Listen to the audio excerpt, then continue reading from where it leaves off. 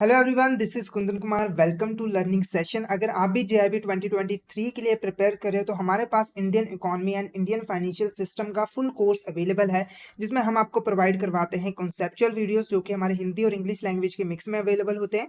इसी के साथ हम आपको mock test, mega mock test और ई-पीडीएफ नोट भी प्रोवाइड करते हैं, जिनकी हेल्प से आप इजिली रिवीजन कर सकते हो। और ये जो हमारी लाइव क्लासेस होती हैं वो आपको रिकॉर्डेड फॉर्म में भी मिल जाती है। तो अगर आप सिस्टमेटिक मैनर में Indian economy and Indian financial system की प्रिपरेशन करना चाहते हो तो फटाफट से हमारे कोर्स में जो है एनरोल कर लीजिए। हमारे जो कोर्सेज हैं वो इजीली एक्सेसिबल हैं। अगर आप एक एंड्रॉइड यूजर हो तो IIBF learning centre application download कर लीजिए गूगल प्ले स्टोर से, और अगर आप एक iOS यूजर हो तो माई इंस्टीट्यूट ऐप डाउनलोड कर लीजिए ऐप स्टोर से, और वहां पे आपको ऑर्गेनाइजेशन कोड यूज करना है GEGKT। तो फटाफट से इन एप्लीकेशन को डाउनलोड कर लीजिए और हमारे कोर्सेज में जो है एनरोल कर लीजिए। साथ हमारे टेलीग्राम चैनल को भी जरूर ज्वाइन कर लीजिए, क्योंकि हम इसमें एग्जाम से रिलेटेड, क्लासेस से रिलेटेड इंपॉर्टेंट अपडेट जो है वो डालते रहते हैं। और अगर आपको भी किसी भी तरह की क्वेरी होती है तो आप इस चैनल पे हमें मैसेज कर सकते हो। तो फटाफट से हमारे टेलीग्राम चैनल को ज्वाइन कर लीजिए ताकि कोई इंपॉर्टेंट अपडेट आपसे मिस ना हो जाए। इसका लिंक आपको वीडियो के डिस्क्रिप्शन बॉक्स में मिल जाएगा। तो शुरू करते हैं आज का टॉपिक।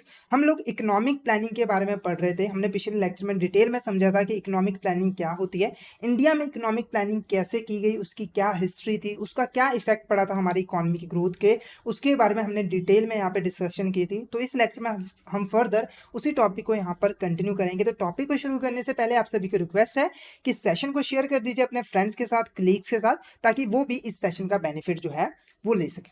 तो शुरू करते हैं। सबसे पहले हम थोड़ा सा क्विक रिवीजन कर लेते हैं कि पिछले लेक्चर में हमने क्या किया था।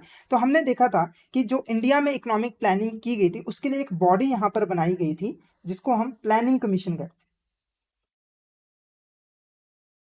ठीक है, प्लानिंग कमीशन कहते थे, जिसको 1950 में जो है वो इस्टेब्लिश किया गया था। और इस प्लानिंग कमीशन का मेन काम क्या था? इंडिया में इकोनॉमिक प्लानिंग करनी। इंडिया के जितने भी इकोनॉमिक प्लान है उसमें ये अहम रोल प्ले करता था, और यही जो है प्लान्स को बनाता था। ठीक है, और इंडिया में हमने देखा था कि 5 ईयर्स प्लान्स को जो है फॉलो किया गया था। हम जो इकोनॉमिक प्लानिंग करते थे वो 5 सालों के लिए करते थे। क्लियर? हमने 12 यहाँ पर 5 ईयर प्लान्स को भी यहाँ पे डिटेल में डिस्कशन की गई थी। ठीक है, अब ये जो प्लानिंग कमीशन था, ठीक है, प्लानिंग कमीशन था, जैसे ही हमारा लिबरलाइजेशन हुआ 1991 में, उसके बाद ये जो प्लानिंग कमीशन था, ठीक है, ये सही काम नहीं कर पा रहा था। मतलब कि जो चेंजिंग कंडीशन थी उसके वजह से ये सही तरीके से जो है इकोनॉमिक प्लानिंग करने के लिए कैपेबल नहीं था। ठीक है, तो फाइनली जो है इस ऑर्गेनाइजेशन को जो है बंद कर दिया गया, और 1 जनवरी को, ठीक है, 1 जनवरी 2015 को एक नई यहाँ पर बॉडी बनाएगी जिसको हम national institution for transforming India कहते हैं, जिसको हम शॉर्ट में नीति आयोग भी कहते हैं। ये नई बॉडी यहाँ पर बनाएगी। अब ये बॉडी जो है आगे इंडिया में इकोनॉमिक प्लानिंग में जो है अपना रोल यहाँ पर प्ले करने लगी। ठीक है, तो यहाँ पर देखो, इसको बनाने के लिए जो प्लानिंग कमीशन पहला था उसको यहाँ पर बंद कर दिया गया। इंपॉर्टेंट पॉइंट आपको याद रखना है कि इसको एस्टैब्लिश किया गया था 1950 के पास। ठीक है, और इसको बंद क्यों किया? क्योंकि चेंजिंग कंडीशन की वजह से ये जो अब जो है कैपेबल नहीं था इकोनॉमिक प्लानिंग करने के लिए, और भी बहुत सारी खामियां थी, उस पर अभी हम डिस्कशन नहीं करेंगे। तो 1 जनवरी 2015 को यहाँ पर नीति आयोग बनाया गया। अब ये नीति आयोग बेसिकली क्या है?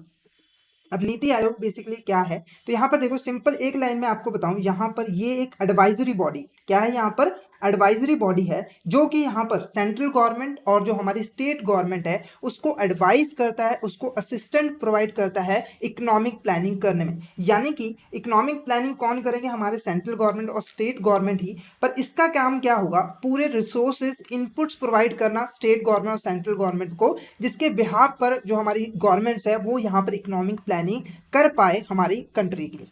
क्लियर है आपको? क्लियर है? इसको आप एक और यहाँ पर जब हम आगे पढ़ेंगे तो एक वर्ड आएगा थिंक टैंक। ठीक है, थिंक टैंक, जो हमारा यहाँ पर नीति आयोग बॉडी था उसको हम थिंक टैंक भी बोलते हैं। किसका? गवर्नमेंट का, क्योंकि ये सिर्फ यहाँ पर एडवाइस करता है। जो प्लानिंग कमीशन था ना वो यहाँ पर इकोनॉमिक प्लान्स को बनाता था। ठीक है, बनाने के बाद वो सबमिट करवाता था, पर ये क्या करता है? ये बनाता नहीं है, सिर्फ और सिर्फ स्टेट गवर्नमेंट और सेंट्रल गवर्नमेंट को एडवाइस देता है कि हम अपनी कंट्री के डेवलपमेंट के लिए इस तरह से जो है इकोनॉमिक प्लानिंग कर सकते हैं। इसीलिए हम इसको एक एडवाइजरी बॉडी की तरह ट्रीट करते हैं। अब यहाँ पर हम मीनिंग भी देख लेते हैं। The national institution for transforming India known as NITI Aayog was establish 1 January 2015 by resolution of the union cabinet. ठीक है, एक रेजोल्यूशन पास किया गया था यूनियन कैबिनेट में और उससे जो है इस बॉडी को फॉर्मेट किया गया था। तो यहाँ पर एक चीज पॉइंट क्लियर है कि इसको क्रिएट करने के लिए कोई स्पेशल एक्ट पास नहीं किया गया था, तो इसीलिए ये कोई स्टैच्यूटरी बॉडी हमारी नहीं है। ठीक है, इसके लिए सिर्फ एक रेजोल्यूशन यहाँ पर पास कर दिया गया था। उसके बाद नीति आयोग is the government of India top policy think tank. यहाँ पर वर्ड आ गया थिंक टैंक, इसका मतलब क्या है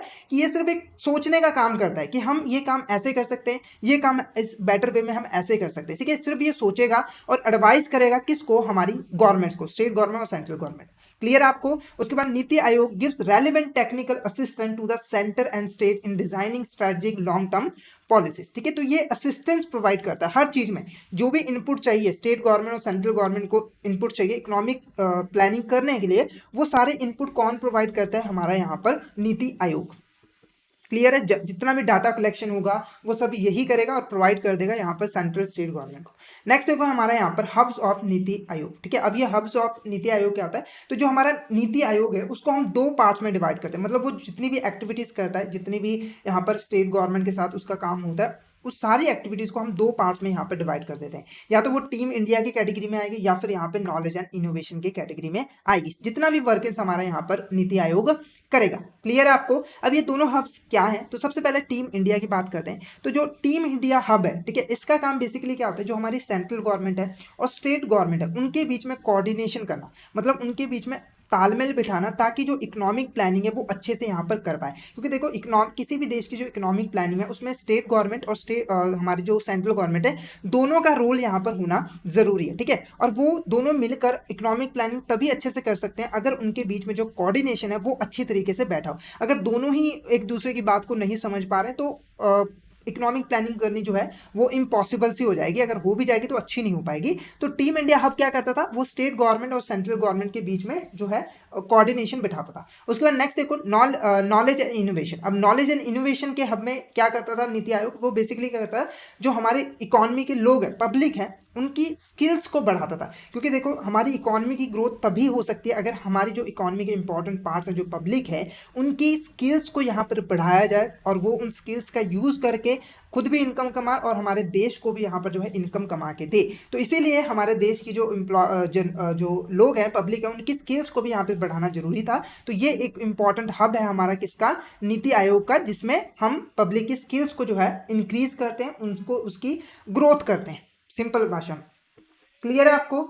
क्लियर है, तो यहाँ पर आप इसकी मीनिंग भी देख लेते हैं। तो यहाँ पर देखो team India hub coordinate state government with the central government, दोनों के बीच में कोऑर्डिनेशन का काम। उसके बाद the knowledge and innovation hub strengthens NITI think tank capabilities. Think tank capabilities का मतलब कि नीति आयोग किससे मिलकर बनाए, जो हमारी पब्लिक है, ठीक है, उसी के बारे में तो सोचता है ना, तो उसकी कैपेबिलिटीज को यहाँ पर बढ़ाना, यानी कि पब्लिक की कैपेबिलिटीज को यहाँ पर बढ़ाना। क्लियर है। नेक्स्ट देखो यहाँ पर कंपोजिशन ऑफ नीति आयोग। अब ये नीति आयोग हमारा बनता कैसे है, इसके कौन कौन से हमारे यहाँ पर मेंबर्स होते हैं। तो सबसे पहले देखो एक हमारा यहाँ पर चेयरपर्सन होता है, जो कि मेन पर्सन होता है नीति आयोग में, वही सारे इंपॉर्टेंट डिसीजन को फाइनलाइज करता है। वो कौन होता है, हमारा देश का प्राइम मिनिस्टर। हमारे देश के जो प्राइम मिनिस्टर है वही यहाँ पर नीति आयोग के चेयरपर्सन भी होते हैं। एक चीज मैं बता दूं, नीति आयोग पे ज्यादा कंट्रोल क्या होता है, हमारा प्राइम मिनिस्टर का ही होता है। सारे इंपॉर्टेंट डिसीजन जो है वो प्राइम मिनिस्टर ही लेते हैं। क्लियर आपको। उसके बाद देखो वाइस चेयरपर्सन। अब ये जो हमारा चेयरपर्सन है वो कोई यहाँ पर एक वाइस चेयरपर्सन भी यहाँ पर अपॉइंट कर सकते हैं, जो कि चेयरपर्सन की गैर हाजिरी में जो है अब चेयरपर्सन का काम कर पाए। क्लियर है। अब ये वाइस पर्सन जो है वो अपॉइंट किया जाता है प्राइम मिनिस्टर के द्वारा। ठीक है, अगर तो प्राइम मिनिस्टर खुद नहीं है तो वो एक ऐसे पर्सन को अपॉइंट करते हैं जो कि उनके लिए ज़्यादा मतलब उनका काम जो है अच्छे तरीके से यहाँ पर कर पाए। क्लियर है आपको।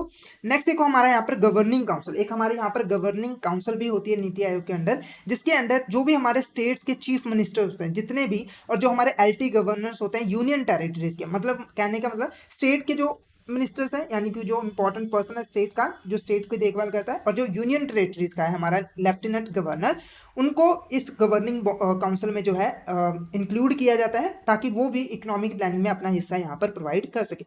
उसके बाद देखो एक हमारी रीजनल काउंसिल भी होती है, ठीक है। तो रीजनल काउंसिल में बेसिकली हम रीजन वाइज देखते हैं, यानी कि यहाँ पर देखो स्टेट के मिनिस्टर्स हैं, गवर्नमेंट के यूनियन मिनिस्टर्स हैं। अब हम रीजन वाइज देखेंगे, जियोग्राफिकल एरिया के हिसाब से हम जो है जितने भी हमारे इश्यूज होंगे इकोनॉमी को उसको सॉल्व करने के लिए एक यहाँ पर रीजनल काउंसिल बनाती जाती है जो कि एरिया के हिसाब से यहाँ पर अपना काम करती है। इसमें भी हमारे जो है यहाँ पर चीफ मिनिस्टर्स इन्वॉल्व होते हैं स्टेट्स के, और जितने भी हमारे लेफ्टिनेंट गवर्नर हैं वो भी यहाँ पर इन्वॉल्व होते हैं रीजनल काउंसिल में। तो गवर्निंग काउंसिल में भी चीफ मिनिस्टर और लेफ्टिनेंट गवर्नर, और रीजनल काउंसिल में भी हमारे चीफ मिनिस्टर और हमारे यहाँ पर लेफ्टिनेंट गवर्नर। और इसको चेयर कौन करते हैं, यानी कि चेयरपर्सन कौन होता है, हमारे प्राइम मिनिस्टर या फिर उसका जो नॉमिनी है जो वाइस प्रिंसिपल।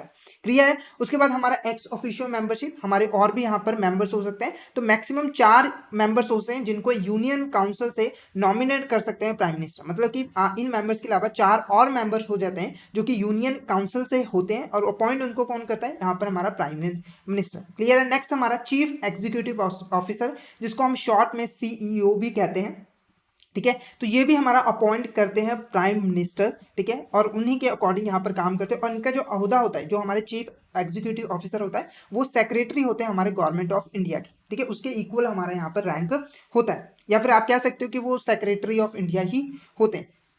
नेक्स्ट हमारे यहाँ पे स्पेशल इनवाइट्स। अभी स्पेशल इनवाइट्स देखो क्या होता है। तो देखो स्पेशल इनवाइट्स में जो हमारे प्राइम मिनिस्टर है वही इनवाइट करते हैं स्पेशल पर्सन को, जो कि हमारे देश में किसी पर्टिकुलर टॉपिक से रिलेटेड होते हैं। जैसे कि अगर कोई पर्सन यहाँ पर यूथ को रिप्रेजेंट कर रहा है, मतलब कि यूथ के लिए काम कर रहा है देश में, तो जो हमारी सरकार है, जो हमारी प्राइम मिनिस्टर है, वो उनको इन्वाइट करेंगे ताकि उनकी भी राय ली जा सके इकोनॉमिक प्लानिंग में, ठीक है। ऐसे ही कोई अगर शिक्षा के क्षेत्र में शिक्षा के क्षेत्र में बहुत अच्छा काम कर रहा है, ठीक है, तो उनको भी यहाँ पर बुलाया जाएगा। पर बुलाएंगे कौन, सिर्फ और सिर्फ यहाँ पर प्राइम मिनिस्टर। तो यहाँ पर देखो चेयरपर्सन प्राइम मिनिस्टर, ठीक है, और जो हमारा वाइस चेयरपर्सन वो भी अपॉइंट कर रहे हैं प्राइम मिनिस्टर, ठीक है। चीफ एग्जीक्यूटिव ऑफिसर उनको भी प्राइम मिनिस्टर ही अपॉइंट करते हैं। स्पेशल इनवाइट्स जो है उनको भी प्राइम मिनिस्टर ही अपॉइंट करते हैं। तो सारा कंट्रोल हमारे यहाँ पर प्राइम मिनिस्टर का ही होता है। आई होप आपको कंपोजिशन यहाँ पर क्लियर हो गई होगी। नेक्स्ट देखो हमारा यहाँ पर पिलर्स ऑफ नीति आयोग। जो हमारा नीति आयोग है वो 7 पिलर्स पे जो है टिका हुआ है, उसकी बुनियाद इन 7 पिलर्स पे ही होती है, ठीक है। अब ये क्या क्या होते हैं सबसे पहले वो हम डिस्कस करेंगे। तो पहली जो हमारी पिलर है वो क्या है, प्रो पीपल।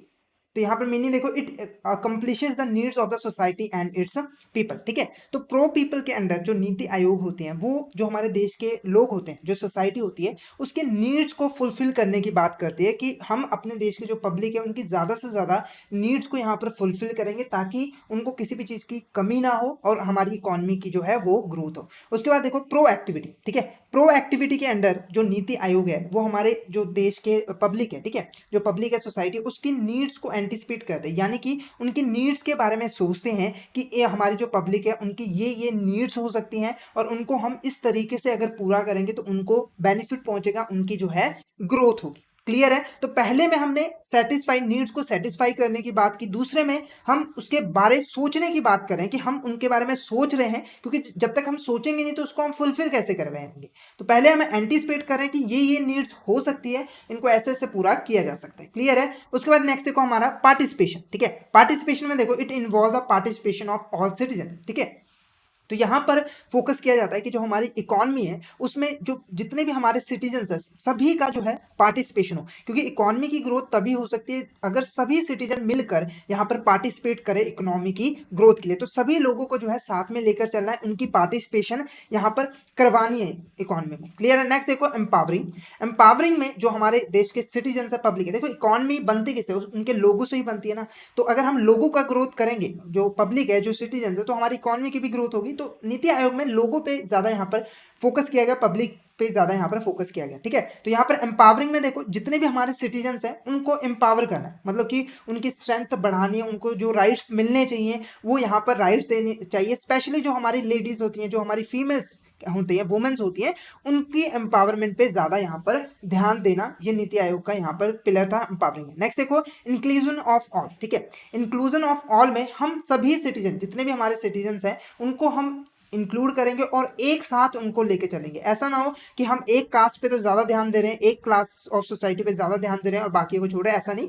हम सभी को जो है एक साथ लेकर चलेंगे, चाहे वो किसी भी कास्ट के हो, जेंडर को हो, उन सभी को हम लेके चलेंगे और इसको इकोनॉमी की ग्रोथ में इकोनॉमी की ग्रोथ में जो है यहाँ पर कंट्रीब्यूशन करवाएंगे। उसके बाद देखो इक्वालिटी, सबको इक्वली ट्रीट करेंगे, जितने भी चाहे लेडीज हो, फीमेल हो, वुमेन हो, चाहे जेंडर कोई भी हो, क्लास कोई भी हो, सबको इक्वालिटी यहाँ पर प्रोवाइड की जाएगी। नेक्स्ट देखो है ट्रांसपेरेंसी। ट्रांसपेरेंसी में देखो जो हमारी गवर्नमेंट जो भी हमारा काम करती है, ठीक है, जो भी इकोनॉमिक प्लानिंग करती है उसमें ट्रांसपेरेंसी बनी रहे, ताकि जो हमारी पब्लिक है उनको पता लगता रहे कि हमारी गवर्नमेंट हमारे लिए क्या काम कर रही है। तो ये हमारे 8 इंपॉर्टेंट पिलर्स हैं किसके, हमारे नीति आयोग के। क्लियर है। नेक्स्ट देखो हमारा यहाँ पर फंक्शंस ऑफ नीति आयोग। हमने यहाँ पर नीति आयोग का मीनिंग समझ लिया, उसके पिलर समझ लिए, अब उसके हम फंक्शन देखते हैं कि नीति आयोग बेसिकली करता क्या है। ठीक है, तो पहला फंक्शन देखो, to develop a shared vision of national development priority sectors and strategies with active state participation. तो यहाँ पर देखो जो नीति आयोग है वो कोशिश करता है कि सेंट्रल गवर्नमेंट और स्टेट गवर्नमेंट साथ में मिलकर यहाँ पर जो है नेशनल डेवलपमेंट प्रायोरिटी सेक्टर जो हमारे हैं उसकी डेवलपमेंट के लिए स्ट्रेटेजिक प्लान्स बनाए, ताकि जो हमारे प्रायोरिटी सेक्टर है वो जल्दी से जल्दी यहाँ पर ग्रोथ करे, उनमें ज्यादा इकोनॉमिक ग्रोथ यहाँ पर हो। ठीक है, नेक्स्ट देखो यहाँ पर to promote cooperative federalism on a constant basis through organise sport programme. ठीक है, तो यहाँ पर देखो जो नीति आयोग है वो उसका काम है कि वो कोऑपरेटिव फेडरलिज्म को यहाँ पर प्रमोट करे, उसके लिए वो अलग अलग यहाँ पर प्रोग्राम जो है कंडक्ट करवाता रहता है सेंट्रल और स्टेट गवर्नमेंट के साथ मिलकर। तो अब समझते हैं कि कोऑपरेटिव फेडरलिज्म बेसिकली है क्या। तो फेडरलिज्म का मतलब होता है जब हम पूरे कंट्री की जो पावर्स होती है उसको 2 पार्ट्स में डिवाइड कर देते हैं, जैसे कि सेंट्रल गवर्नमेंट और स्टेट गवर्नमेंट। ठीक है, और कोऑपरेटिव फेडरलिज्म कि वो साथ में मिलकर कोऑपरेशन के साथ जो है यहाँ पर देश को चलाते हैं। ठीक है, तो कोऑपरेटिव फेडरलिज्म को यहाँ पर प्रमोट करना काम होता है नीति आयोग का। जैसे हमने टीम इंडिया में पढ़ा था ना, टीम इंडिया हब में क्या करते थे, दोनों के बीच में कोऑर्डिनेशन बैठाना ताकि अच्छी इकोनॉमिक पॉलिसी यहाँ पर बन पाए। क्लियर है। उसके बाद देखो नेक्स्ट हमारा to create procedure for developing variable plans at the village level. ठीक है, तो यहाँ पर जो हमारी स्टेट गवर्नमेंट्स है और जो हमारी सेंट्रल गवर्नमेंट है वो यहाँ पर अच्छे से प्लान्स बना पाए, हमारे जो विलेज सेक्टर उनको डेवलप करने के लिए, उनके लिए इकोनॉमिक प्लानिंग कर पाए, उसके लिए यहाँ पर प्रोसीजर डेवलप करके देती है, मतलब कि ऐसा प्लेटफॉर्म तैयार करके देती है, इनपुट्स प्रोवाइड करती है, जिसके हेल्प से यहाँ पर जो हमारे हायर लेवल गवर्नमेंट है यानी कि स्टेट गवर्नमेंट और सेंट्रल गवर्नमेंट वो यहाँ पर इकोनॉमिक प्लानिंग अच्छे से कर पाए, विलेज को प्रमोट करने के लिए, उनकी ग्रोथ करने के लिए। क्लियर है। उसके बाद नेक्स्ट देखो यहाँ पे to ensure that national security consideration are included in economic strategy. अब ये जो इकोनॉमिक स्ट्रेटजी बनाई जा रही है, नीति आयोग ये इंश्योर करता है कि उसमें जो हमारे नेशनल सिक्योरिटी है उसको इंक्लूड किया, मतलब कि नेशनल सिक्योरिटी को बढ़ाने के लिए, ठीक है, ताकि हमें बाहर किसी भी देश से यहाँ पर किसी भी तरह का खतरा ना हो, उसके ऊपर पूरा ध्यान देना चाहिए। ठीक है, ये सारे पॉइंट्स यहाँ पर हमारे इकोनॉमिक प्लान में इंक्लूड है कि नहीं ये चेक करता है हमारा नीति आयोग। अगर नहीं होते, अगर हमारे सिक्योरिटी कंसिडरेशन पे फोकस नहीं किया गया होता तो इस केस में वो सेंट्रल गवर्नमेंट और स्टेट गवर्नमेंट को यहाँ जो है एडवाइस करते कि इनको हमें इंक्लूड करना पड़ता है। ठीक है, नेक्स्ट देखो हमारा to give special attention to two segments of our society who may be higher danger not benefiting adequately from economic advancement. जो हम इकोनॉमिक प्लानिंग बना रहे हैं, जो भी हम स्कीम्स वगैरह बना रहे हैं, तो नीति आयोग ये इंश्योर करता है कि जो पर्सन यहाँ पर उन इकोनॉमी का जो है बेनिफिट नहीं ले पा रहे हैं उनको भी इन स्कीम्स का, इकोनॉमिक प्लानिंग का जो है वो बेनिफिट मिल सके, उनके ऊपर स्पेशल ध्यान दिया जाता है। और जहां पर भी किसी तरह का यहाँ पर डिस्क्रिमिनेशन होता है, उनको फैसिलिटीज प्रोवाइड नहीं होती है, तो नीति आयोग जो है वो फैसिलिटीज यहाँ पर प्रोवाइड करता है। क्लियर है। उसके बाद नेक्स्ट देखो हमारा create strategic and long-term policy and programs framework and initiative as well as track their development and efficiency। ठीक है, तो जो हमारा नीति आयोग होता है वो लॉन्ग टर्म पॉलिसीज वगैरह, प्रोग्राम्स वगैरह यहाँ पर बनाता रहता है और साथ के साथ यहाँ पर चेक भी करता रहता है कि ये जो हमारे प्रोग्राम्स हैं, पॉलिसीज हैं, वो अच्छे तरीके से काम कर रहे हैं कि नहीं, मतलब कि उनको समय समय पे मॉनिटर करता रहता है। अगर किसी तरह की डेफिशिएंसी होती है, किसी तरह की प्रॉब्लम होती है, तो उसको जो है जल्दी से जल्दी ठीक किया जाता है ताकि हमारी इकोनॉमी की जो है वो ग्रोथ और भी अच्छे से यहाँ पर हो जाए। क्लियर है। उसके बाद देखो हमारे यहाँ पर to give guidance and fosters collaboration between important stake holders and link minded think. ठीक है, तो स्टेक होल्डर्स का मतलब होता है जो हमारी इकोनॉमिक प्लानिंग से रिलेटेड होते हैं, जिनका इंटरेस्ट होता है हमारी इकोनॉमिक प्लानिंग में, जो इंपॉर्टेंट रोल यहाँ पर प्ले करते हैं, तो उनके बीच में कोलैबोरेशन, उनके बीच में कॉपरेशन बिठाना काम होता है हमारा किसका, यहाँ पर नीति आयोग का। क्लियर है आपको। उसके बाद to provide a forum for resolution of cross sectoral and cross departmental issues. जब यहाँ पर हमारा जो है इकोनॉमिक प्लान वगैरह बनाया जा रहा है, उसको इंप्लीमेंट किया जा रहा है, अगर किसी भी तरह का यहाँ पर कंफ्लिक्ट होता है, यानी कि एक सेक्टर के बीच में दूसरे सेक्टर से लड़ाई हो जाती है, या फिर क्रॉस डिपार्टमेंट, एक डिपार्टमेंट या कि दूसरी डिपार्टमेंट के साथ किसी भी तरह का लड़ाई झगड़ा हो जाता है कि हमें ये काम ऐसे नहीं करना है, ऐसे करना है, तो उसको जल्दी से जल्दी रिजॉल्व करने के लिए यहाँ पर जो है फॉरम बनाती है नीति आयोग, ताकि जल्दी इस प्रॉब्लम को जो है इश्यूज को ठीक किया जाए, ताकि हम उसको अपने प्लान्स को अच्छे तरीके से जो है इंप्लीमेंट कर पाए और हमारी इकोनॉमिक जो है वो ग्रोथ हो पाए। क्लियर है। उसके बाद actively monitor and assess programme initiative education, तो यहाँ पर जो भी हमारे प्रोग्राम्स बनते हैं स्टेट गवर्नमेंट और सेंट्रल गवर्नमेंट बनाती है, तो उसके ऊपर मॉनिटर करती रहती है नीति आयोग, अगर किसी भी तरह का डिफरेंस होता है तो उसको भी यहाँ पर ठीक किया जाता है।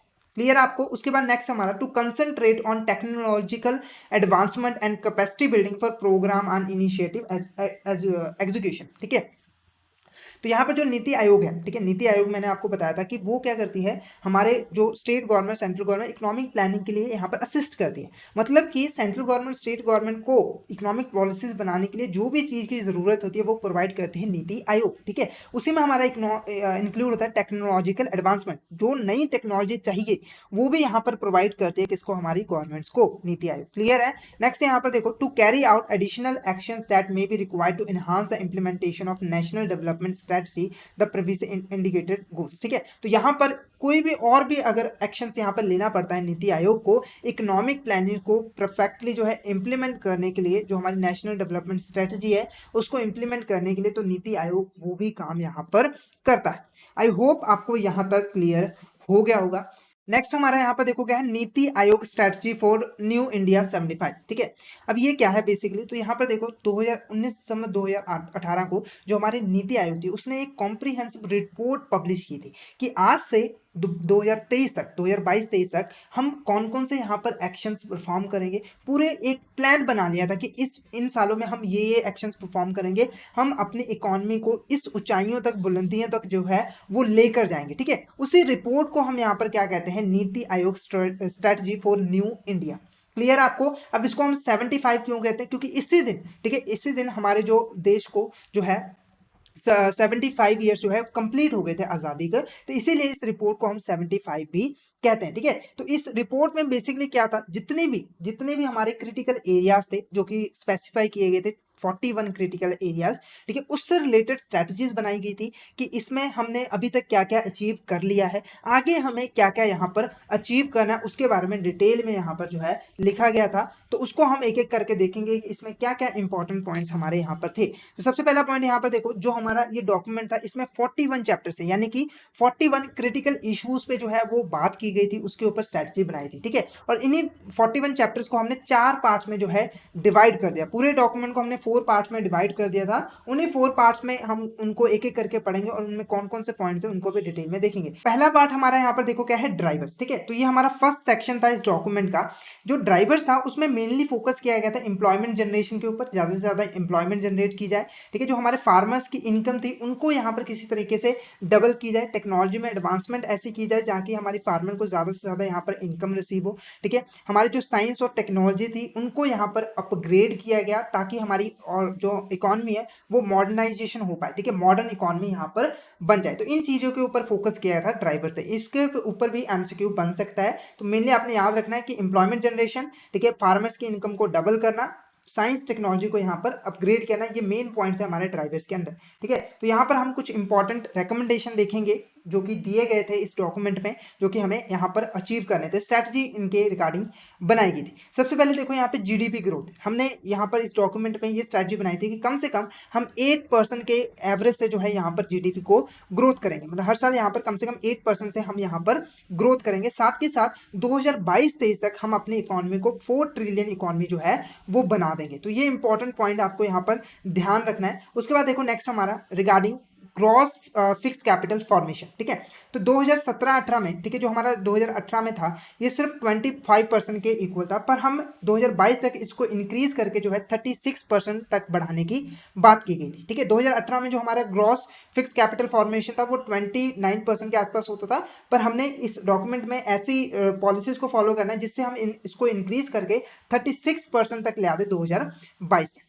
क्लियर है, क्योंकि ये जो डॉक्यूमेंट बनाया गया था वो हमारा 2022-23 तक का ही बनाया गया था कि वहां तक हमें ये जो ऑब्जेक्टिव है वो यहाँ पर अचीव करना है। उसके बाद नेक्स्ट देखो हमारा जो टैक्स जीडीपी रेशियो है उसको यहाँ पर 17% से इंक्रीज करके 22% तक बढ़ाने की यहाँ पर स्ट्रेटजी बनाई गई थी। अब ये टैक्स टू जीडीपी रेशियो क्या होते हैं, बेसिकली यहाँ पर देखो टैक्स टू जीडीपी रेशियो का मतलब कि हमारी जीडीपी कितनी है और उसके रिलेशन में गवर्नमेंट को टैक्स से कितनी इनकम जो है वो रिसीव होती है। ठीक है, अब यहाँ पर इसको इंक्रीज करने की बात क्यों कही है, क्योंकि देखो जितना ज्यादा ये हमारा रेशियो जो है इंक्रीज होगा, ज्यादा होगा, उतना ही हमें पता लगेगा कि जो हमारी जीडीपी के मुकाबले गवर्नमेंट के पास ज्यादा पैसा आता है। इसका मतलब क्या होता है कि गवर्नमेंट अपने इकोनॉमिक रिसोर्स को बहुत अच्छे तरीके से यहाँ पर यूज करे। ठीक है, तो यहाँ पर जो हमारा टैक्स टू जीडीपी रेशियो उसका हाई होना ही अच्छा होता है कंपनी की ग्रोथ के लिए। ठीक है, 2018 में कितना था 17% और इसको इंक्रीज करने की बात की गई थी 22% तक।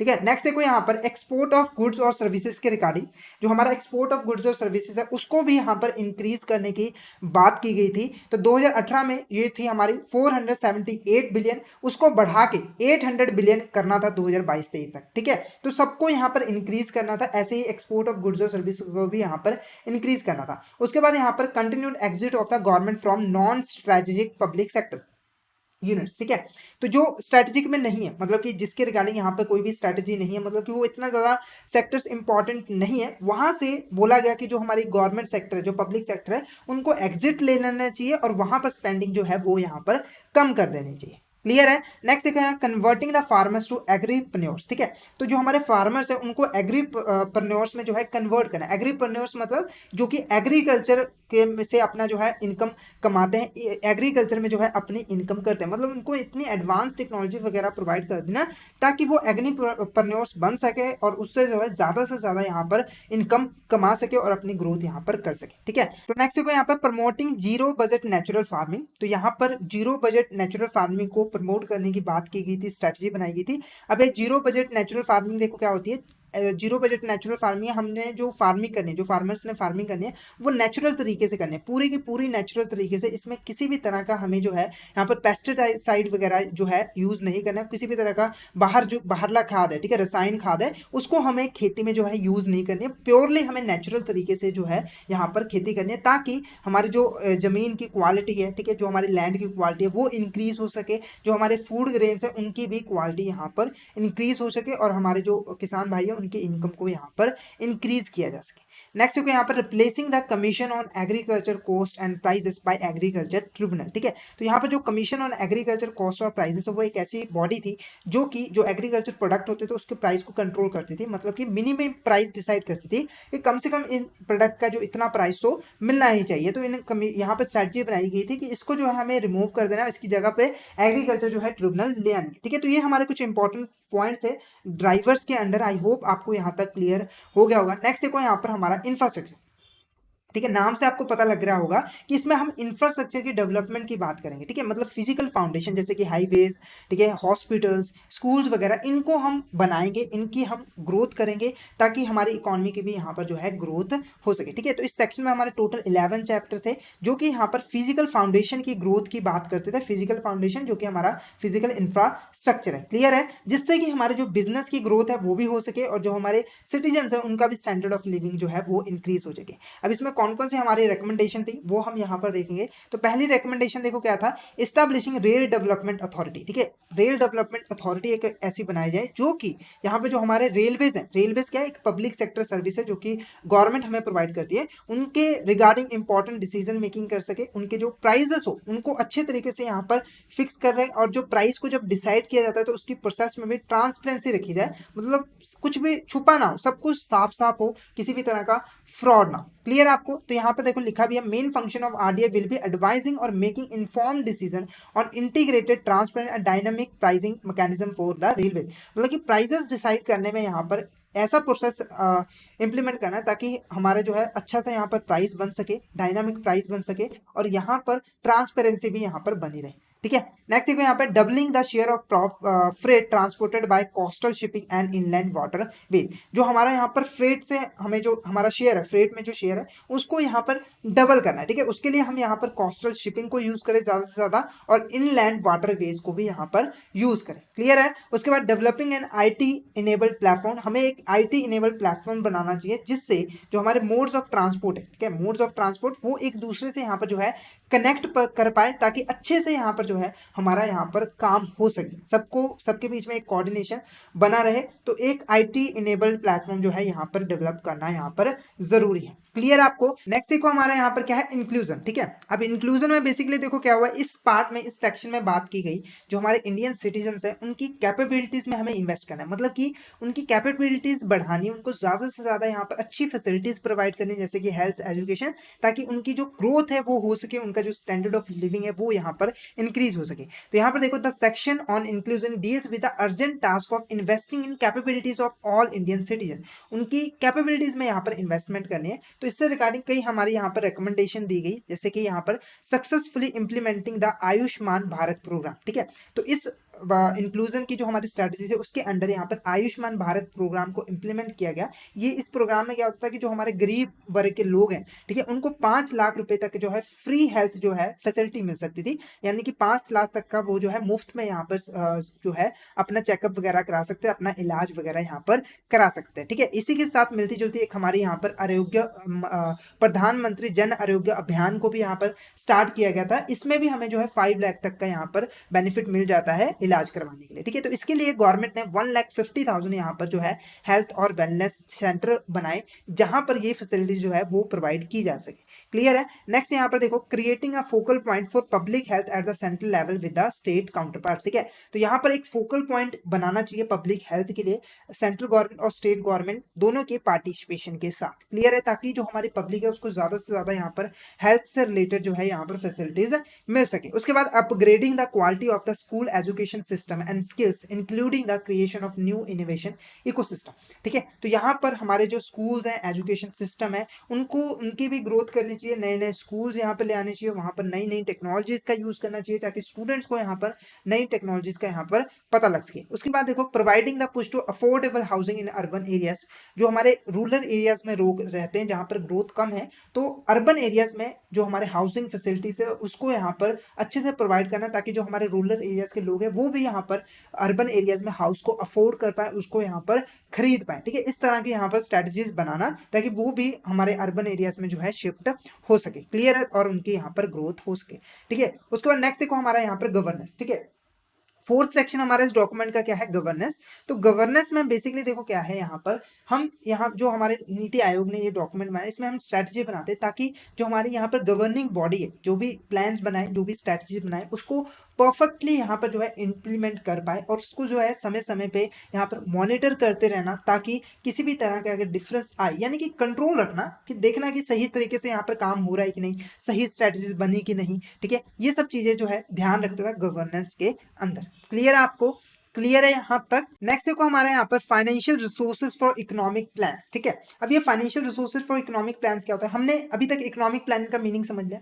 इकोनॉमिक प्लान में बेसिकली क्या किया जाता था, हम यहाँ पर पूरा फ्यूचर प्लान डिसाइड कर लेते थे कि हम इस पूरे साल में कितने, पूरे साल अगर साल का है, अगर 5 साल का है, तो पूरे साल में कितना यहाँ पर जो है हम स्पेंडिंग करेंगे, यानी कि गवर्नमेंट कितना स्पेंड करेगी इकोनॉमी की ग्रोथ के लिए। साथ ही साथ हम सेक्टर्स भी डिसाइड कर लेते हैं कि इस सेक्टर में हम इतना इतना पैसा जो है एलोकेट करेंगे। ठीक है, अब ये जो प्लान बनाया है ऐसे थोड़ी काम चलेगा, उसको इंप्लीमेंट करने के लिए हमें फाइनेंशियल रिसोर्सेज की जरूरत तो है ना, यानी कि गवर्नमेंट को फाइनेंशियल रिसोर्सेज चाहिए तभी तो वो स्पेंडिंग कर सकती है, उसके बिना वो कैसे स्पेंडिंग करेगी। ठीक है, तो वो फाइनेंशियल रिसोर्सेज कौन कौन से होते हैं गवर्नमेंट्स के पास जिसकी हेल्प से वो जो है यहाँ पर इकोनॉमिक प्लानिंग को इंप्लीमेंट कर सकती है, उसके बारे में हम इसके अंदर जो है वो पढ़ेंगे। क्लियर है आपको, मीनिंग आपको क्लियर है economic financial resources for economic planning का, मतलब कि इकोनॉमिक प्लानिंग को इंप्लीमेंट करने के लिए जो हमें फाइनेंशियल रिसोर्सेज की जरूरत होती है। ठीक है, तो ये जो गवर्नमेंट है वो मेनली 3 एरिया से, यानी कि 3 पार्ट्स में पैसा जो है वो ला सकती है इकोनॉमिक प्लानिंग को इंप्लीमेंट करने के। उसमें से पहला हमारा देखो क्या है, डोमेस्टिक बजटरी सोर्सेज।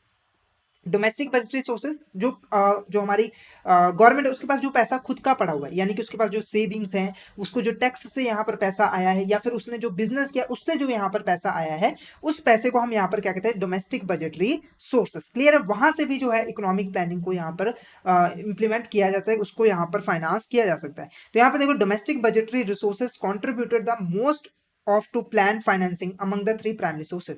ठीक है, जो हमारा इकोनॉमिक प्लानिंग का जो मोस्ट ऑफ द हिस्सा होता है वो हमारा डोमेस्टिक बजटरी सोर्सेज से ही जो है फाइनेंस किया जाता है, क्योंकि ज्यादातर पैसा गवर्नमेंट के पास यहीं से आता है। क्लियर है?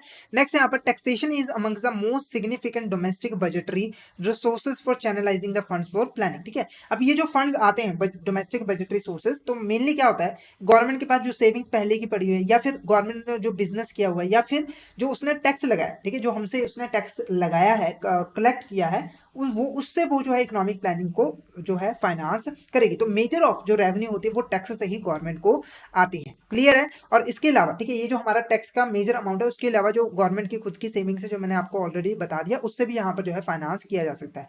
उसके बाद नेक्स्ट देखो हमारा क्या है, डेफिसिट फाइनेंसिंग। अब ये डेफिसिट फाइनेंसिंग क्या होता है, पहले में मैंने आपको बताया कि कंपनी जो हमारी गवर्नमेंट है उसके पास जो पैसे पड़े हुए हैं, मान लो उसके पास जो है यहाँ पर 5,000 करोड़ रुपीस पड़े हैं, ठीक है, उसने क्या किया, ये 5,000 करोड़ उसी के पैसे हैं, ठीक है, तो उसने इसमें से क्या किया, उठा के हमारे इकोनॉमिक प्लानिंग को जो है फाइनेंस कर दिया। ठीक है, वो तो हमारा सिंपल हो गया। उसके बाद देखो क्या डेफिसिट फाइनेंसिंग। डेफिसिट फाइनेंस का मतलब क्या होता है कि कंपनी जो गवर्नमेंट है उसने स्ट्रेटजी बनाई है यहाँ पर, मान लो 1,000 करोड़ का, पर उसके पास अब पैसा कितना है यहाँ पर, सिर्फ और सिर्फ यहाँ पर 5,000 करोड़, पर उसने स्ट्रेटजी बनाई है 1,000 करोड़ तो मस्ट है, ये तो हमें सॉरी 1,000 नहीं 10,000 करोड़, ठीक है, 10,000 करोड़ जो है उन्हें इन्वेस्ट करने ही पड़ेंगे इकोनॉमी की ग्रोथ के लिए, पर पैसा उनके पास 5,000 करोड़ है। तो यहां पर वो यूज करते हैं डेफिसिट फाइनेंसिंग की, यानी कि अब गवर्नमेंट जो है वो लोन लेगी बाहर से, पब्लिक से, बैंक से, अपनी सेंट्रल बैंक से, और उस पैसे से जो है यहाँ पर आप हमारे इकोनॉमिक प्लानिंग को फाइनेंस करेगी। तो इसी को हम यहाँ पर क्या कहते हैं, डेफिसिट फाइनेंसिंग। जब जो हमारी गवर्नमेंट है उसकी स्पेंडिंग इंक्रीज हो जाती है उसकी रेवेन्यू से, तो उसको हम यहाँ पर क्या कहते हैं, डेफिसिट। क्लियर है? ठीक है, और डेफिसिट से हमने जो फाइनेंस किया, यानी कि लोन वगैरह लेके जो हमने फाइनेंस किया, उसे हम डेफिसिट फाइनेंसिंग कहते हैं। तो यहाँ पर देखो, deficit financing can be happen when the total income of the governments, जिसमें हमारा रेवेन्यू अकाउंट और कैपिटल अकाउंट, यानी कि जो रेवेन्यू हमें रिसीव होती है, रेवेन्यू नेचर की है या फिर कैपिटल नेचर की, सभी को इंक्लूड किया जाता है, falls below it's total expenditure. ठीक है, अगर टोटल रेवेन्यू कम हो जाए हमारे टोटल एक्सपेंडिचर से, तो उसी को हम यहाँ पर डेफिसिट फाइनेंसिंग कहते हैं। ठीक है, अब ये जो हमारी गवर्नमेंट है वो अब कहां से पैसा रेज कर सकती है, तो सबसे पहले देखो, ये जो आरबीआई के पास उसने डिपॉजिट्स करवाए हैं उसको विड्रॉ कर सकती है, या फिर आरबीआई को यहाँ पर न्यू करेंसी प्रिंट करने के लिए जो है ऑर्डर दे सकती है। इसके अलावा ये बोरोविंग कर सकती है, जैसे कि सेंट्रल बैंक से लोन ले सकती है, ठीक है, कमर्शियल बैंक से लोन ले सकती है, या फिर जो पब्लिक है, जो हमारी पब्लिक है, उससे भी यहाँ पर लोन ले सकती है, बॉन्ड्स वगैरह को इश्यू करके। ठीक है, तो साथ के साथ जो हमारी स्टेट गवर्नमेंट्स है उनसे भी यहाँ पर लोन ले सकती है। क्लियर है आपको? उसके बाद देखो नेक्स्ट हमारा यहाँ पर the deficit financing is the second most important source of plan financing. ठीक है, जो हमारा डेफिसिट फाइनेंसिंग है वो सेकंड नंबर पे आता है, पहले पे हमारा बजटरी सोर्स आ रहा था, डेफिसिट फाइनेंसिंग हमारा सेकंड पे आ रहा है। क्लियर है आपको? नेक्स्ट देखो यहाँ पर the different types of deficit financing है। अब गवर्नमेंट कैसे डेफिसिट फाइनेंसिंग को इंप्लीमेंट करते हैं, सबसे पहले देखो, वो यहाँ पर बोरोविंग कर सकती है, किससे, पब्लिक से, फॉरेन गवर्नमेंट से, या फिर वो कैश बैलेंसेस को विड्रॉ कर सकते हैं रिजर्व बैंक से, या फिर वो जो है रिजर्व बैंक से बोरिंग ही कर सकती है। क्लियर है? नेक्स्ट देखो हमारे यहाँ पर फॉरेन असिस्टेंस। अब ये फॉरेन असिस्टेंस क्या होता है, अगर हमारी जो कंट्री है, हमारी गवर्नमेंट है, उसके पास फंड्स की कमी होती है, ठीक है, मतलब ये सब करने के बाद भी अगर उसके पास फंड्स अरेज नहीं होते, तो वो फॉरेन से लोन ले सकती है। फॉरेन से लोन लेने का मतलब जो वर्ल्ड बैंक है, जो हमारी वर्ल्ड बैंक है, वहां से जो है यहाँ पर लोन ले सकती है। क्लियर है? इसके अलावा जो हमारी एफडीआईज होती है, यानी कि जो बाहर वाले देश वाले लोग हमारे देश में जो इन्वेस्टमेंट करते हैं, उससे भी यहाँ पर फाइनेंशियल असिस्टेंस जो है वो ले सकते हैं। ठीक है, तो जनरली यहाँ पर एक हमारी बॉडी है, international bank of reconstruction and development, जिसको हम शॉर्ट में IBRD भी कहते हैं। ये यहाँ पर लोन्स प्रोवाइड करता रहता है कंसेशनल रेट में, मतलब बहुत ही कम इंटरेस्ट रेट पे यहाँ पर अलग अलग देशों को लोन प्रोवाइड करता रहता है, ताकि उनकी जो है ग्रोथ में हेल्प की जा सके, वो ग्रोथ कर पाए। ठीक है, तो यहाँ पर IBRD loans through non concessional are offered relatively on favourable terms compare to commercial sources. ठीक है, तो अगर आप कंपैरिजन करो जो अदर बैंक्स वगैरह हैं जो हमारे विदेशों में रहते हैं और उसके साथ, तो हमारे इस पे जो इंटरेस्ट रेट है, जो टर्म एंड कंडीशन है, वो काफी अच्छी होती है हमें जब हमें लोन लेना है। क्लियर है आपको? क्लियर है। अब ये जो लोन दिए जाते हैं, ठीक है, इसमें से एक इंपॉर्टेंट हमारा लोन है सॉवरेन लोन। अब इसको यूज किया जाता है इंफ्रास्ट्रक्चर को डेवलप करने के लिए, पॉवर्टी एलिवेशन के लिए, ठीक है, रूरल डेवलपमेंट को यहाँ पर इंक्रीज करने के लिए, ठीक है। तो ये कुछ पर्पस होते हैं जिसके लिए हम यहाँ पर IBRD से लोन ले सकते हैं, ठीक है। ये पहले ही हमें स्पेसिफाई कर सकते हैं कि आप इस लोन को इसलिए यूज करोगे। क्लियर है आपको? तो यहां तक हमने economic planning and India and NITI Aayog को डिटेल में यहाँ पर पढ़ लिया है। तो अगर आपको किसी भी तरह का यहाँ पे डाउट हो तो चैट बॉक्स में एक बार जरूर यहाँ पर जो है कमेंट कर दीजिएगा फटाफट से। और आगे हम इससे रिलेटेड कुछ इंपॉर्टेंट क्वेश्चंस को यहाँ पर देखने वाले हैं। तो फटाफट से एक बार चैट बॉक्स में बता दीजिए क्या आपको यहाँ तक क्लियर है। फटाफट से एक बार चैट बॉक्स में बता दीजिए क्या आपको यहाँ तक क्लियर है।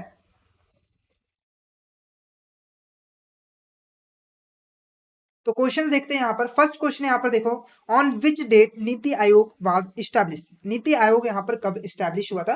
तो जब मैंने आपको यहाँ पर मीनिंग समझाया था तो मैंने स्टार्टिंग में ही आपको डेट भी बताई थी कि किस दिन हमारा जो है नीति आयोग इस्टेब्लिश हुआ था। क्या वो 1 जनवरी 2015 है, या फिर 25 जनवरी 2016 है, या फिर 4 मई 2014 है, या फिर 1 जुलाई 2015? फटाफट से एक बार मुझे चैट बॉक्स में इसका आंसर बता दीजिए। इसका आंसर क्या रहेगा?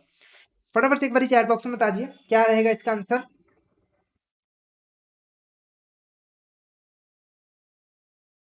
तो इसका आंसर हमारा 1 जनवरी 2015, ठीक है। ये हमारा करेक्ट ऑप्शन है, ऑप्शन ए। 1 जनवरी 2015 को जो है हमारा नीति आयोग जो है वो इस्टेब्लिश हुआ था। उसके बाद नेक्स्ट देखो हमारा, who serves as chairman of NITI Aayog, ठीक है। जो हमारा नीति आयोग है उसके चेयरमैन कौन होते हैं? क्या वो हमारे प्रेसिडेंट ऑफ इंडिया होते हैं, या फिर प्राइम मिनिस्टर ऑफ इंडिया होते हैं, या फिर फाइनेंस मिनिस्टर, या फिर प्लानिंग मिनिस्टर?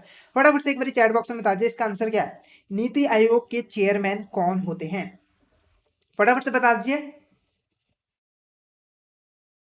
फटाफट से यहाँ पर बता दीजिए। तो ऑप्शन बी हमारा यहाँ पर करेक्ट आंसर है, प्राइम मिनिस्टर ऑफ इंडिया, ठीक है। जो ऑप्शन बी हमारा ये करेक्ट क्वेश्चन है। चेयरमैन कौन होता है हमारे नीति आयोग के? Prime minister of India. Next देखो हमारा, who is the CEO of the नीति आयोग, ठीक है। अभी करंट में, ठीक है, करंट में नीति आयोग के सीईओ कौन है, ठीक है, यानी कि चीफ एग्जीक्यूटिव ऑफिसर। तो पहली चीज बता दूं, इसको अपॉइंट कौन करता है? हमारा प्राइम मिनिस्टर। तो फटाफट से इसका आंसर बता दीजिए क्या होगा। क्या वो राजीव कुमार है, या फिर परमेश्वरम अय्यर है, या फिर अमिताभ कांत है, या फिर नरेंद्र मोदी है? फटाफट से यहाँ पर बता दीजिए कि इसका आंसर क्या रहेगा। कौन है हमारे करंट सीईओ नीति आयोग के? फटाफट से बता दीजिए इसका आंसर क्या रहेगा। तो आंसर देखो हमारा क्या है, परमेश्वरम अय्यर, ठीक है। जो परमेश्वर अय्यर है ये हमारे जो है यहाँ पर करंट सीईओ है किसके? नीति आयोग के। क्लियर है आपको? 2003 में 23 में। नेक्स्ट हमारा यहाँ पर क्वेश्चन देखो, which of the following statement is correct about NITI Aayog. इसमें से कौन सी हमारी जो स्टेटमेंट है वो करेक्ट है नीति आयोग के बारे में? तो फटाफट से एक बार देख लेते हैं कौन कौन सी हमारी स्टेटमेंट्स है। पहली स्टेटमेंट देखो क्या है, नीति आयोग वाज फॉर्म्ड 25 जनवरी 2016, ठीक है। तो ये हमारा क्या है यहाँ पर गलत स्टेटमेंट है, क्योंकि हमारी जो नीति आयोग की फॉर्म हुई थी वो कोई कब फॉर्म हुई थी? 1 जनवरी 2015 को। तो ये स्टेटमेंट हमारी गलत है। उसके बाद देखो, NITI Aayog comes under the ministry of commerce and industry, ठीक है। नीति आयोग जो है हमारी कॉमर्स और इंडस्ट्री के अंडर आती है। तो ये बिल्कुल गलत स्टेटमेंट है, क्योंकि जो नीति आयोग है वो डायरेक्टली हमारी सेंट्रल गवर्नमेंट के अंडर आती है, ठीक है, हमारी गवर्नमेंट्स के अंडर आती है और उसी के अंडर जो है यहाँ पर काम करती है, ठीक है। वो स्पेसिफिकली कॉमर्स और इंडस्ट्री से रिलेटेड नहीं होती। क्लियर है? उसके बाद देखो, the full form of NITI आयोग इज नेशनल इंडस्ट्री और national industry for transforming India. क्या इसका फुल नेम ये है? तो ये भी स्टेटमेंट हमारी यहाँ पर गलत है। नेक्स्ट देखो यहाँ पर, NITI Aayog is a policy think tank of the government of India. जो नीति आयोग है वो यहाँ पर थिंक टैंक के तरीके से काम करता है इकोनॉमिक पॉलिसीज बनाते वक्त। तो ये स्टेटमेंट हमारी बिल्कुल सही है यहाँ पर। तो ऑप्शन डी, ठीक है, option D, NITI Aayog is a policy think tank is the correct answer. Next देखो हमारा यहाँ पर, who is the following is a part of governing council of NITI आयोग। तो हमने जब कंपोजिशन पढ़ी थी नीति आयोग की तो हमने पढ़ा था गवर्निंग काउंसिल, ठीक है, गवर्निंग काउंसिल के बारे में पढ़ा था। तो कौन कौन से हमारे इंक्लूड होते हैं गवर्निंग काउंसिल में, उसके बारे में आपने यहाँ पर बताना है। तो यहाँ पर देखो ऑप्शन देख लेते हैं, all chief minister of the state, जितने भी हमारे स्टेट्स के चीफ मिनिस्टर है वो, या फिर chief minister of Delhi and Puducherry, जो हमारे चीफ मिनिस्टर हैं दिल्ली या पुडुचेरी उसके, या फिर हमारे जो लेफ्टिनेंट गवर्नर है, ठीक है, लेफ्टिनेंट गवर्नर है अंडमान निकोबार आइलैंड के, वो इंक्लूड होते हैं। तो यहाँ पर जो हमारा आंसर है वो देखो यहाँ पर क्या है, ऑल ऑफ द अबव। ये सारे के सारे ही हमारे गवर्निंग काउंसिल के पार्ट होते हैं। मैंने स्टार्ट में बताया था कि स्टेट्स के चीफ मिनिस्टर, साथ के साथ जो हमारे यूनियन टेरेटरीज हैं उनके जो लेफ्टिनेंट गवर्नर है वो भी यहाँ पर इंक्लूड होते हैं। क्लियर है आपको? तो ये हमारे कुछ इंपॉर्टेंट क्वेश्चंस थे रिगार्डिंग हमारा इकोनॉमिक प्लानिंग और इंडिया में जो इकोनॉमिक प्लानिंग और नीति आयोग के बारे में। आई होप आपको यहाँ तक क्लियर हो गया होगा। अगर आपको किसी भी तरह का डाउट हो तो चैट बॉक्स में यहाँ पर पूछ सकते हो आप। और साथ के साथ अगर आप सिस्टमेटिक वे में यहाँ पर Indian economy and Indian financial system की प्रिपरेशन करना चाहते हो तो फटाफट से हमारे कोर्स में एनरोल कर लीजिए, जिसमें हम आपको प्रोवाइड करवाते हैं कॉन्सेप्चुअल वीडियोस जो कि हिंदी और इंग्लिश लैंग्वेज के मिक्स में अवेलेबल होते हैं। इसी के साथ हम आपको mock test, mega mock test और ई पीडीएफ नोट्स भी प्रोवाइड करते हैं, जिनकी हेल्प से आप इजीली रिवीजन कर सकते हो। और ये जो हमारी लाइव क्लासेस होती हैं वो आपको रिकॉर्डेड फॉर्म में भी मिल जाती हैं। तो अगर आप सिस्टमेटिक मैनर में Indian economy and Indian financial system की प्रिपरेशन करना चाहते हो तो फटाफट से हमारे कोर्स में जो है एनरोल कर लीजिए। हमारे जो कोर्सेज हैं वो इजिली एक्सेसिबल हैं। अगर आप एक एंड्रॉइड यूजर हो तो IIBF learning centre application download कर लीजिए गूगल प्ले स्टोर से। और अगर आप एक iOS यूजर हो तो माई इंस्टीट्यूट ऐप डाउनलोड कर लीजिए ऐप स्टोर से। और वहां पे आपको ऑर्गेनाइजेशन कोड यूज करना है GEGKT। तो फटाफट से इन एप्लीकेशन को डाउनलोड कर लीजिए और हमारे कोर्सेज में जो है एनरोल कर लीजिए। हमारे टेलीग्राम चैनल को भी जरूर ज्वाइन कर लीजिए, क्योंकि हम इसमें एग्जाम से रिलेटेड, क्लासेस से रिलेटेड इंपॉर्टेंट अपडेट जो है वो डालते रहते हैं। और अगर आपको भी किसी भी तरह की क्वेरी होती है तो आप हमें इस चैनल पर मैसेज कर सकते हो। तो फटाफट से हमारे टेलीग्राम चैनल को ज्वाइन कर लीजिए ताकि कोई इंपॉर्टेंट अपडेट आपसे मिस ना हो जाए। इसका लिंक आपको वीडियो के डिस्क्रिप्शन बॉक्स में मिल जाएगा। तो क्लियर है आप सभी को? अगर किसी भी तरह का डाउट नहीं है तो यहाँ पर सेशन को ओवर करते हैं। तो आज के सेशन में इतना ही। अगर आपको सेशन अच्छा लगा होगा तो सेशन को लाइक ज़रूर करिएगा, हमारे चैनल को सब्सक्राइब भी ज़रूर करिएगा और शेयर ज़रूर कर दीजिएगा अपने फ्रेंड्स के साथ, कलीग्स के साथ, ताकि वो भी इस सेशन का बेनिफिट ले सके। तो thank you so much everyone, मिलते हैं नेक्स्ट क्लास में।